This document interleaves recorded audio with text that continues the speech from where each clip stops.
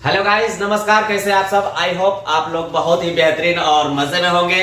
मैं बता दूं कि आज से हम लोग जो बिहार डीएलएड या बिहार टीचर, बिहार बीपीएससी के जो क्लास है उसको हम लोग कंटिन्यू करने जा रहे हैं। ठीक है, तो कंटिन्यू करेंगे और बहुत ही बेहतरीन, बहुत ही मजेदार तरीके से। ठीक है, तो सबसे पहले आपको जो सिलेबस बताया था उसके तरफ अग्रसर होता चलते हैं। सिलेबस था वास्तविक संख्या। ठीक है, वास्तविक संख्याएं। ठीक है, वास्तविक संख्याएं। सबसे पहले इसका कंसेप्ट जानना होगा। क्या जानना होगा? कंसेप्ट। कंसेप्ट क्या होता है? देखिए, कंसेप्ट होता है कि मानकर चले का हमको कहीं जाना है। ठीक है, यहां से मानकर चले हमको पटना जाना है, तो पटना के लिए हमको रास्ता तो मालूम होना चाहिए ना। अगर रास्ता नहीं मालूम रहेगा तो हम कैसे जाएंगे? या तो किसी गाड़ी पर बैठेंगे या कहीं बैठेंगे तब ना जाएंगे।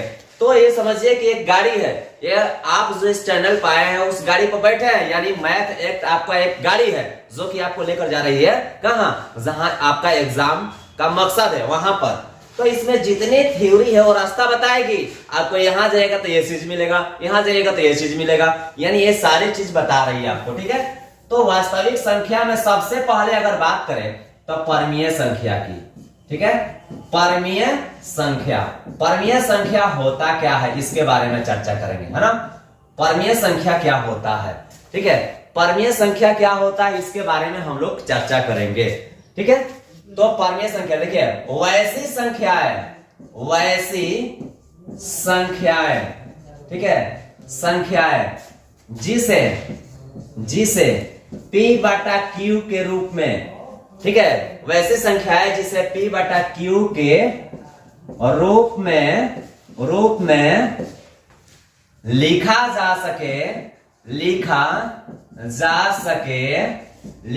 सके उसे परमीय संख्या कहते हैं। क्या कहते हैं? परमीय संख्या कहते हैं। ध्यान दीजिएगा इधर, है ना।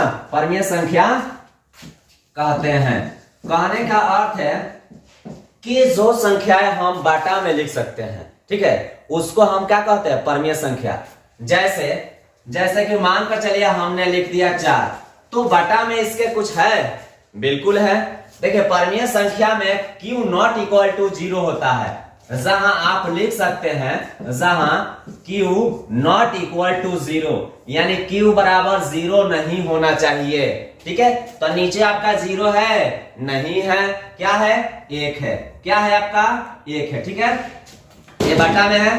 आपको लिख दें 0 परमीय संख्या है कि नहीं? तो अब जी बिल्कुल है, 0 परमीय संख्या है ना। हाँ, 0 एक परमीय संख्या है, जैसे कि आप लोग 9th क्लास में पढ़े होंगे एनसीईआरटी बुक में।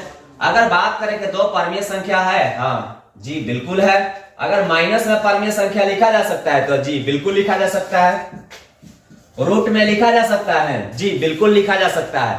रूट में भी आप लिख सकते हैं, कब? लेकिन जब उसका वर्गमूल निकलता होगा तब परमीय संख्या मानेंगे, अदरवाइज नहीं मानेंगे। माने कहने का अर्थ है कि इसका वर्गमूल निकालिएगा तो क्या होगा? 2 गुणे 2 होगा, तोड़िएगा तो 2 के लिए एक डिजिट का होगा, बाहर हो गया। 2 को 2 है तो 1 को बाहर कर दीजिए, आपका परमीय संख्या हो गया। ठीक है, अगर रूट 3 का बात करें तो परमीय संख्या हो सकता है? जी नहीं। क्यों? क्योंकि इसका वर्गमूल नहीं निकलेगा। अगर वर्गमूल आप नहीं पढ़े हैं तो वर्गमूल का भी क्लास हम लोग लेंगे। ठीक है, वर्गमूल का भी क्लास लेंगे, लेकिन ध्यान दीजिए,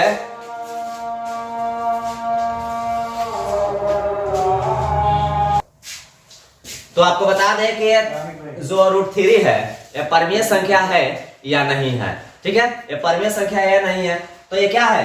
अपरमीय संख्या है, परमीय संख्या नहीं है। अगर इसको परमीय संख्या बनाना है तो इसको बाटा में अगर लगा देते हैं, ठीक है, 3 से 3 यानी रूट 3 से रूट 3 को कैंसिल करेंगे तो 2 हो जाएगा, परमीय संख्या हो जाएगा। ठीक है, आगे हम बात करें, ठीक है, आगे हम बात करें कि रूट अंडर 16 परमीय संख्या हो सकता है? जी बिल्कुल हो सकता है, इसका वर्गमूल 4। अर्थात परमीय संख्या रूट में भी हो सकता है, ठीक है, बाटा में भी हो सकता है, लेकिन जब कैंसिल करेंगे तो P बटा Q के रूप में आना चाहिए। ठीक है, ये रूट में नहीं हो सकता है, केवल अगर रूट 3 रहता तो नहीं हो सकता था। ठीक है, अभी हम बात करेंगे अपरमीय संख्या। ठीक है, अपरमीय संख्या के बारे में। अपरमीय संख्या, ठीक है, अपरमीय संख्या किसे कहते हैं, है ना। अपरिमेय संख्या। तो देखिए वैसी संख्याएं, वैसी संख्याएं, वैसी संख्याएं जिसे P बटा Q के रूप में नहीं लिखा जा सकता है, नहीं लिखा जा सकता है, उसे क्या कहते हैं? उसे परमीय संख्या कहते हैं। क्या कहते हैं? परमीय संख्या कहते हैं। क्या कहते हैं? परमीय संख्या कहते हैं। ठीक है, परमीय संख्या का अर्थ क्या हो गया? परमीय संख्या का अर्थ क्या होता है? अपरिमेय संख्या कहते हैं, सॉरी, अपरिमेय संख्या कहते हैं वैसी संख्या है जिसे P बाई Q के रूप में नहीं लिखा जा सकता है, उसे अपरिमेय संख्या कहते हैं। तो अपरिमेय संख्या जैसे √2 हो गया, इसको आप वर्गमूल नहीं निकल सकता है, यह परमीय हो गया। √5 हो गया, इसका वर्गमूल नहीं निकलता है।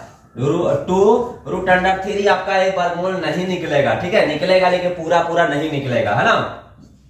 अगर बात कर ले √2/2, ये भी क्या होगा? पूरा इसका नहीं निकलेगा। पाई अपरिमेय संख्या है, π/2 अपरिमेय संख्या है, π/3 अपरिमेय संख्या है, 2π भी अपरिमेय संख्या है। अर्थात कहने का अर्थ है कि पाई से रिलेटेड कोई भी संख्या आ जाए अपरिमेय होगा, लेकिन पाई का मान अगर डाल दे यहाँ 22/7 परमीय हो जाएगा। क्या हो जाएगा? परमीय हो जाएगा। ठीक है, इस तरह से आपको अभी हम लोग क्या देख रहे थे? परमीय और अपरिमेय। इसके बाद हम लोग चर्चा करेंगे अंक के बारे में। मैं बता दूं कि सिलेबस जो है बहुत कम समय में मैं समाप्त कर दूंगा। ठीक है, लेकिन आपको चाहिए कि कैसे इसको कवर करें या कितना जल्दी इसको समझे। ठीक है, जितना जल्दी कहिएगा उतना जल्दी मैं सिलेबस को समाप्त कर दूंगा। चलिए आगे हम बात करते हैं। आगे हम बात करेंगे नेक्स्ट जो है अंक के बारे में। ठीक है, अंक जो होते हैं कितने होते हैं, ये सारी चीजों का जरूरत है अभी। ठीक है, अभी सभी चीजों का जरूरत है, क्योंकि आगे हम देखेंगे इसको। उसमें अभी जो है HCF LCM से लेकर हर चीज हमको जरूरत है, और वो सारी चीज इस टॉपिक में आएगा। इसलिए सबसे पहले सोचे कि आपको कंसेप्ट बता दे।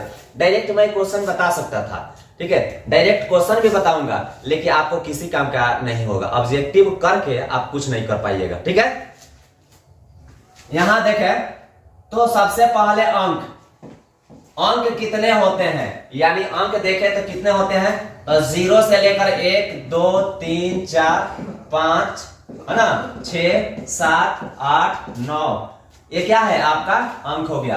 अंक कितने होते हैं? तो अंक 10 होते हैं। अंक कितने होते हैं? 10। ठीक है, अगर बात करें कि भाज्य संख्या इसमें कितना है, भाज्य संख्या, तो भाज्य संख्या को कैसे पहचानेंगे? भाज्य संख्या, ठीक है, भाज्य संख्या को पढ़ेंगे। तो भाज्य संख्या किसे कहते हैं? तो वैसी संख्या है, ध्यान दीजिएगा, वैसी संख्याएं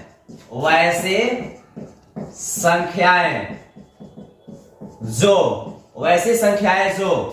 ठीक है, वैसी संख्याएं जो, देखिएगा यहां भाज्य संख्या आपको दर्शाने के लिए उदाहरण के साथ भी हम लोग लेंगे, पूरा उदाहरण के साथ इसको हम लोग पढ़ेंगे, है ना। वैसी संख्याएं जो एक एवं स्वयं के अलावा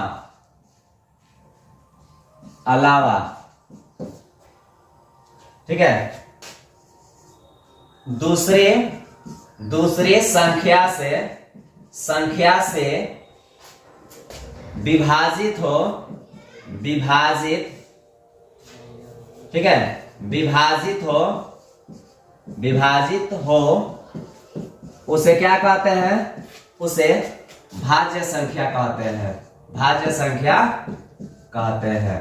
ठीक है, वैसी संख्या जो एक और स्वयं यानी खुद के अलावा अगर दूसरा संख्या से भाग लग जाए वो भाज्य संख्या है।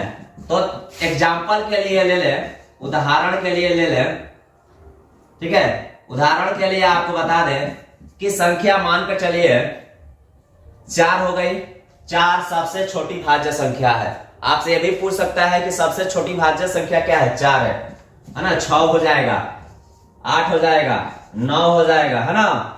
यहां पर आपका 12 हो गया, 15 हो गया, है ना, 16 हो गया, 18 हो गया, 20 हो गया, 21 हो गया, डॉट डॉट। ये देखिए, ये खुद के अलावा, है ना, एक और खुद के अलावा दूसरा संख्या से भी यानी 2 से भाग लगेगा। इसमें 2 और 3 6, ठीक है। इस तरह से सारे चीज को जांच करेंगे तो क्या होगा, ये खुद या एक के अलावा किसी अन्य संख्या से भाग लग रहा है। अगर अभाज्य संख्या की बात करें, अभाज्य संख्या की बात करें, अभाज्य संख्या क्या हो सकता है, अभाज्य संख्या ध्यान दीजिएगा, वैसी संख्या जो एक एवं स्वयं के अलावा यानी अतिरिक्त, इसको अतिरिक्त भी लिख सकते हैं, अतिरिक्त, है ना, अतिरिक्त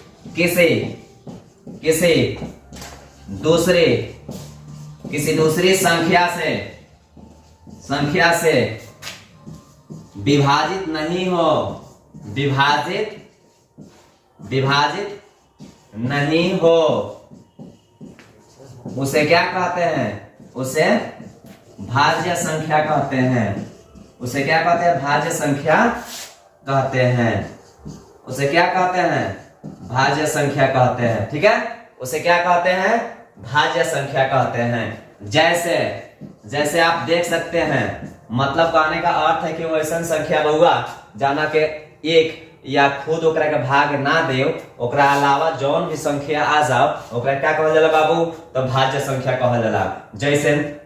जैसे कि मान कर चलिए कि 2 हो गया, 3 हो गया, 5 हो गया, है ना, 5 हो गया, 7 हो गया, 11 हो गया, 13 हो गया, है ना, 17 हो गया, 19 हो गया, है ना, 23 हो गया, डॉट डॉट। इसमें और भी हो सकता है, इत्यादि आप डाल सकते हैं ना, इत्यादि। इस तरह से जितनी संख्याएं हैं यानी जितने कॉन्सेप्ट है, हम लोग एकदम बिल्कुल इत्मीनान से, आसानी से हम लोग लाइन बाय लाइन करेंगे, ठीक है। अब कोई भी टॉपिक नहीं होगा जिसको आपको लगेगा कि नहीं ये भारी है, एकदम हलवा बनाकर चलेंगे, एकदम छोटा सा। हम लोग क्या है, आपस में मिलकर यानी हंसी मजाक के साथ ही सारी चीज को नॉर्मल करके चलेंगे। कोई चीज टॉप बना के नहीं चलना है। टॉप बना दीजिएगा जिस दिन, उस दिन आपको दिक्कत हो जाएगा, मुसीबत हो जाएगा। मुसीबत खड़ा नहीं करना है मेरे भाई, एकदम आसानी से नॉर्मल क्वेश्चन करके चलना है, ठीक है। मिलते हैं एक नए सेशन के साथ, तब तक के लिए जय हिंद।